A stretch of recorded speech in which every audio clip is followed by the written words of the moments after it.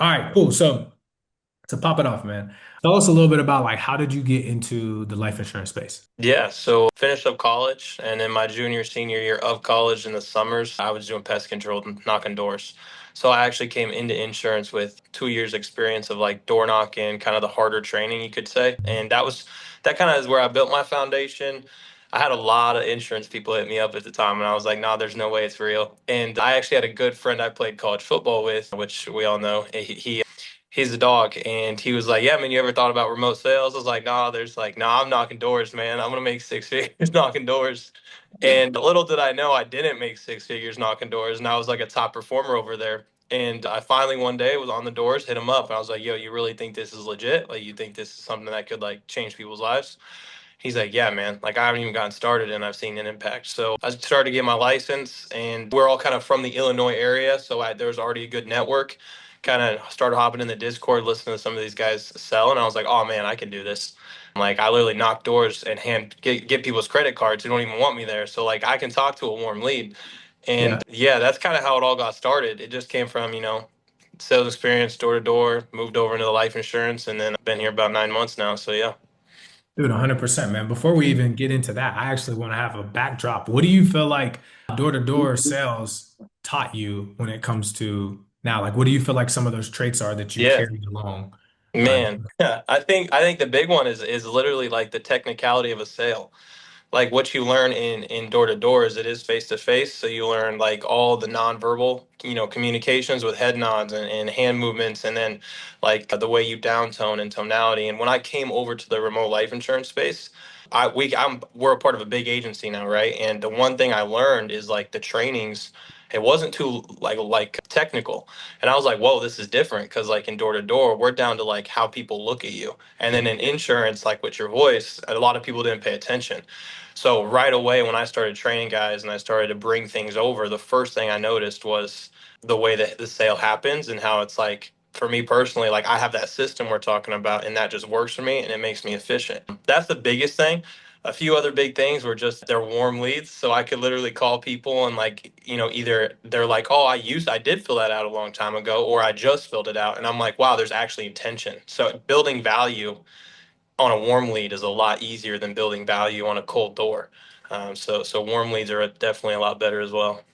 yeah, no, 100%. I did door-to-door for a little bit before I got into life insurance years ago, and I think that it was like a very solid foundation that Yeah. now looking back, I'm like, dude, I didn't realize how beneficial that was. Yeah, I tell a lot of if you guys like check out my Instagram, everything a lot of things I talk about is door to door kind of formed me into who I am, and I'm grateful for the experience. I think it's an amazing opportunity, but I always believed it was never the right vehicle.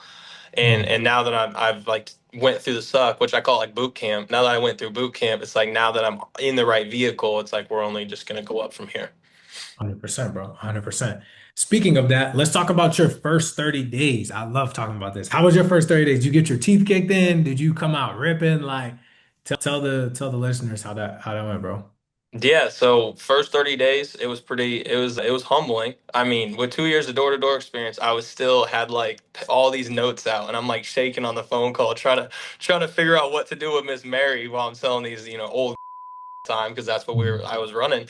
Yeah. And I was like, man, this is like terrifying. Age leads, man. And I did actually close the first sit I ever got on. The first pickup I did close. And then after that, I got my tea kicked in for probably like 2 straight weeks. Just trying to learn the reins of it, trying to understand like how to get into it, whatever. But my first 30 days was cool because I did take the risk right away and just start getting into live, fresh leads. And I just kept doubling down over and over. And I didn't really come in with a lot of money. I know a lot of door to door guys, if they're successful, they come in with some bread. But with me at the time, to be honest, probably like $800, I think probably is where I was sitting at, to be honest, like in an actual checking account. And I just went in, started buying some fresh leads and just learning the process. You got to ask a ton of questions. Be in the community with your team all the time. Listen to people sell. You just got to be a sponge. And if you are, I mean, you'll still get humbled, but you'll learn super quick. Yeah. No, 100%. Now, there's a few things I want to break down. You came in your first 30 days and you started running aged, and then when did you switch to fresh, or did you start with fresh leads in like that first day? So I started unaged for like the first 3 days, and I was like, oh no, I ain't doing this. And then I went and I bought fresh leads. Okay. All right. Yeah.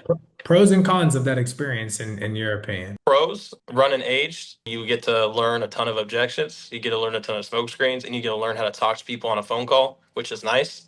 And then when you build that little foundation, you can move into fresh, and then like you realize it's a lot simpler of a sale. So I do recommend people, hey, go get your teeth kicked in. Like you need it. I still dialed aged throughout the, before I got to you guys, before we started working together.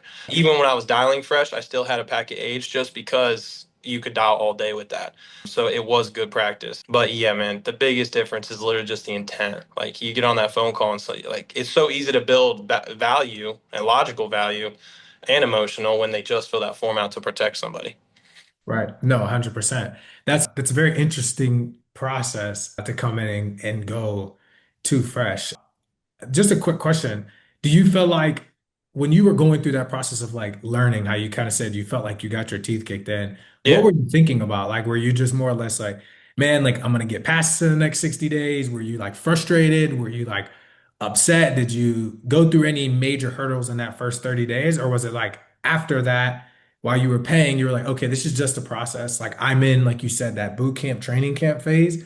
Or what was your like mindset during those 30 days while you were kind of going through getting your teeth kicked in? I think everybody questions it, when they first start. I mean, when I first realized I needed to buy leads to like get something fresh, that was new for me because in door to door, I just go out and knock. But the more time I spent in the business, as in, I started seeing other people. Like one thing the team did is they would post when they bought leads, and I was like, oh, everybody's investing, and that's when it kind of helped me start to invest. But to be honest, everybody faces hurdles. I mean, I remember if you guys want the real, like the real, real.